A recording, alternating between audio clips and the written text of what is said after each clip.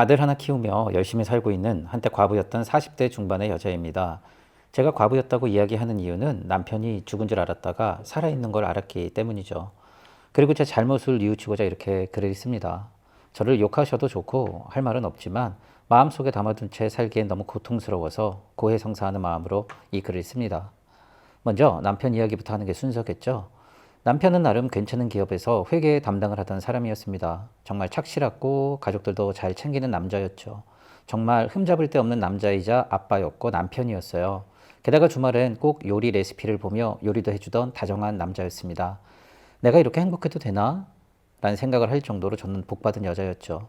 그런 남편이 어느 날부턴가 얼굴 표정이 안 좋더군요. 그래서 무슨 일이냐고 물으니 회사 사정이 많이 어렵다는 겁니다. 좋지 않은 경우엔 퇴사를 해야 하는데 나이도 나이인 만큼 받아주는 곳이 없어서 걱정이라고 하더군요. 그 말을 들으니 걱정이 이만저만 되는 게 아니었어요.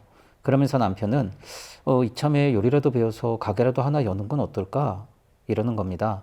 남편이 요리 좋아하고 어느 정도 실력이 있는 건 알고 있었지만 요즘 같은 시기에 창업을 한다는 게 오히려 독이잖아요. 저는 남편의 생각도 좋지만 차라리 비슷한 업종의 일을 해보는 게 어떻겠냐고 말렸죠. 하지만 남편은 자신을 한번 믿어달라며 저를 설득하더군요. 남편의 의지가 워낙 강경한지라 일단 믿었습니다. 남편은 낮엔 회사에 가고 주말이나 틈이 날 때 요리 학원을 다니더니 나중엔 유명 음식점에 가서 일을 배우기 시작했어요. 그러다가 어떤 날은 거기서 자고 오고 혹은 아예 며칠간 안 들어오는 날도 생기더군요. 아무래도 회사가 어려우니 근태를 전혀 신경 안 쓰고 오히려 무급 휴가를 장려할 정도니까 남편은 그 사이 동안 미래를 대비하려고 발버둥 치는 듯 보였어요. 그런 모습이 안쓰럽기도 하고 아내로서 미안하기도 해서 참 복잡한 심경이더라고요. 그런데 어느 날 남편이 이혼 서류를 내밀면서 조만간 회사가 망할 것 같아. 아마 잘못하면 제대로 퇴직금도 못 받을 것 같아. 그래서 사장이 빼돌려 놓은 돈을 내가 다시 좀 빼돌리려고 해. 근데 초반에 좀 말이 많을 거고 우리 집까지 찾아올 수도 있으니 일단 우리 법적으로 남남으로 지내자. 라는 겁니다. 어디서 많이 보던 상황인 거예요. 위장 이혼해서 남편이 바람피고 이런 경우 말이죠. 그래서 저는 말도 안 된다며 반대를 했습니다. 여보, 그거 돈을 꼭 당신이 빼돌려야 해? 그거 불법이잖아. 나는 괜찮으니까 우리 나쁜 짓을 하지 말자. 라면서 남편을 달랬죠. 하지만 남편은 안 그러면 우리 길거리에 나 앉을 파냐. 그리고 어차피 회사에서 빼돌린 돈이라 흔적도 안 남아. 근데 혹시나 불똥이 튈까봐 그러는 거니 걱정 안 해도 돼. 이러면서 저를 설득하는 거예요. 지금까지 단 한 번도 거짓말을 하거나 실수를 하는 남편이 아니었기에 저는 철석같이 믿었죠. 그래서 이혼 서류에 도장을 찍었습니다. 말 그대로 서류상 우린 남남이 되었죠. 그리고 남편은 당분간 피신해 있는다면서 사라져버렸어요. 근데 남편 말대로 회사 사람들이 찾아와서 남편 어디 있어요? 남편이 회사 돈을 들고 도망갔어요. 이러는 거예요. 전 속으로 자기들이 먼저 불법을 저지른 주제에 큰 소리 치긴 이런 생각이 들더군요.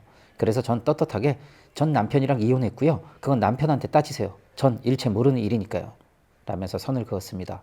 솔직히 불안하더라고요. 그래도 끝까지 저는 모른다고 할 수밖에 없었습니다. 그리고 좀 지나니까 아무도 찾아오지도 않았습니다. 남편 말대로 된 거죠. 그리고 남편이 생활비를 통장으로 조금씩 보내주더군요. 그래서 하루는 여보, 이젠 나 이런 생활 정말 지친다. 이제 그만 집으로 돌아와. 이랬더니 남편은 회사에서 자꾸 날 쫓아다녀서 당분간 잠잠해지면 집으로 갈게. 라는 겁니다. 도대체 어떻게 돌아가는 건지 무섭고 답답했지만 어디 물어볼 것도 없고 오직 아이만 바라보며 시간을 보내고 있었어요. 근데 남편이 조금씩 변해가는 거예요. 차근차근 보내주던 생활비도 좀 뜸해지고 연락도 없어지는 겁니다. 문자를 남기고 전화를 해도 통 연락이 없으니 사람 환장하겠더라고요. 그렇게 답답해하며 하루하루 보내는데 어느 날 아들이 TV를 보다가 아빠 나오는데? 이러는 거예요. 이게 무슨 소리인가 해서 얼른 TV를 봤더니 무슨 맛집 소개 프로그램에서 사람들이 나와 정말 맛있어요. 이러는 장면들이 나오는데 유심히 보니 화면 중간중간에 남편 뒷모습 아니면 옆모습이 잡히더군요. 그나마 가족이니까 알아봤지 신경도 안 썼으면 그냥 휙 하고 지나칠 장면들이었습니다. 방송에 나온 집이 어딘가 찾아보니 지방에 있는 횟집이었어요. 행여나는 마음으로 그 집을 찾아갔습니다. 30년 원조 맛집이라고 소문나서 그런지 연예인들 사진도 많이 걸려있고 사람들도 많이 있었습니다. 일하는 사람에게 남편 사진을 보여주면서 혹시 이런 분이 여기 계신가요? 하고 물으니 사장님인데요? 왜요? 라는 겁니다. 남편이 횟집 사장님이라니 조금 의아하더군요. 그래서 전 그럼 사장님은 어디 계세요? 라고 물으니 밤에 나오신다는 겁니다. 그래서 일단 횟집 근처에서 기다리기로 했죠. 좀 어둑어둑해지니까 사람들도 제법 더 많아졌더라고요. 그래서 다시 횟집에 들어가 보니 남편이 열심히 주방에서 횟감을 요리하고 있었습니다.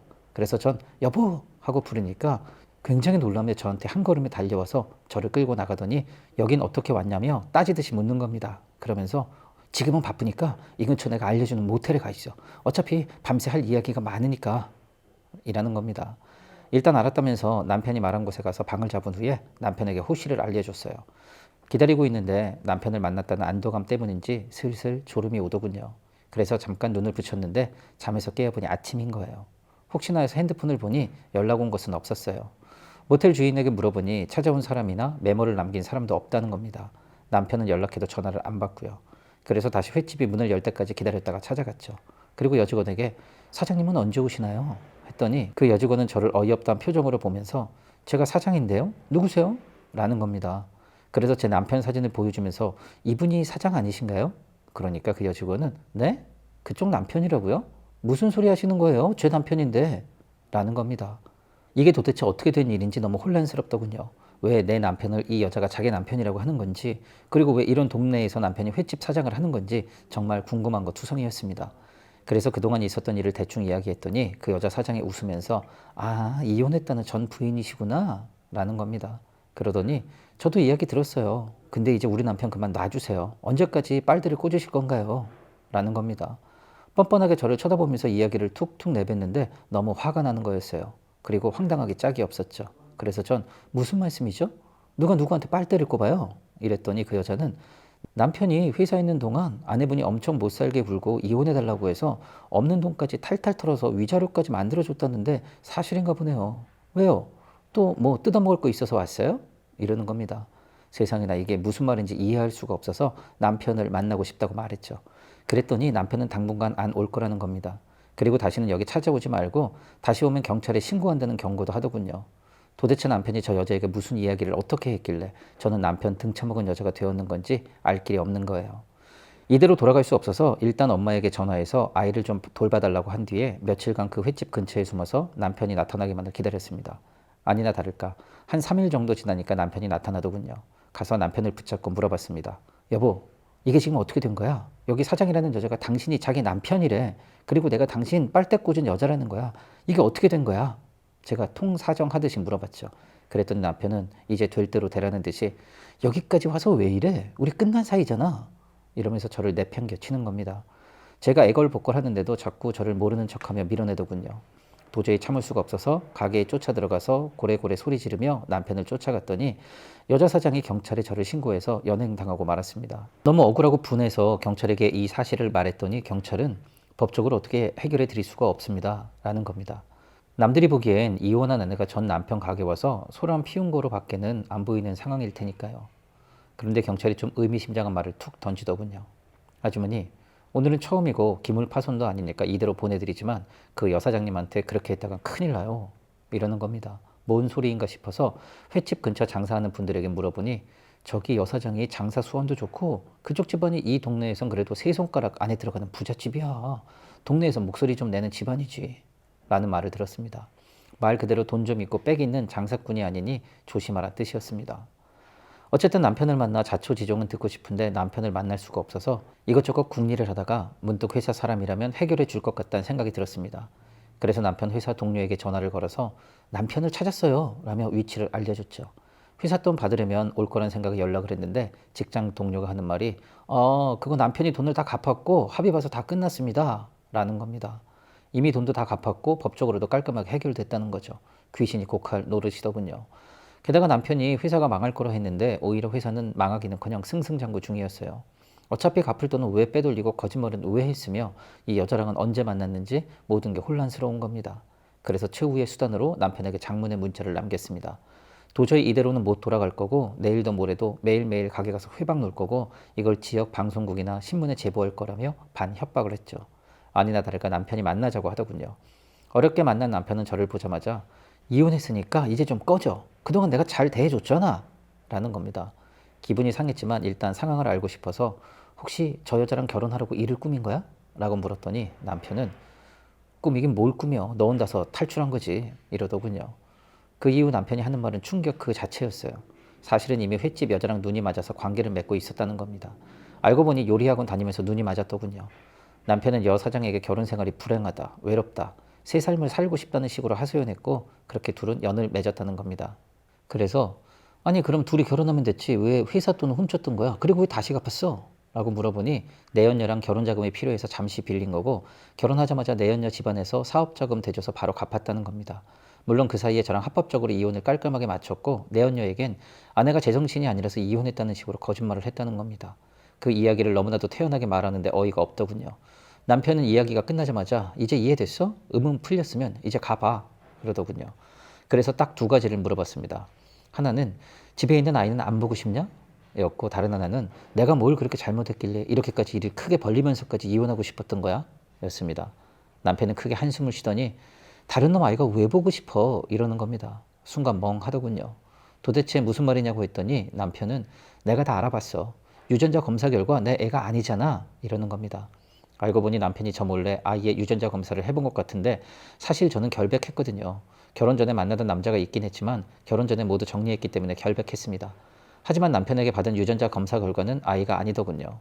너무 어이가 없어서 남편의 머리카락을 다시 받아 제가 또 검사를 해봤더니 역시나 우리 아이가 아닌 겁니다. 저도 몰랐던 사실이었기에 너무나도 충격이 컸죠. 사실 결혼하기 한 달 전에 사귀던 사람과 마지막으로 외도를 하긴 했지만 그게 끝이었고 안전하게 밤을 보냈기 때문에 그것이 우리 애가 될 거란 상상도 못했거든요. 물론 제 잘못이긴 합니다.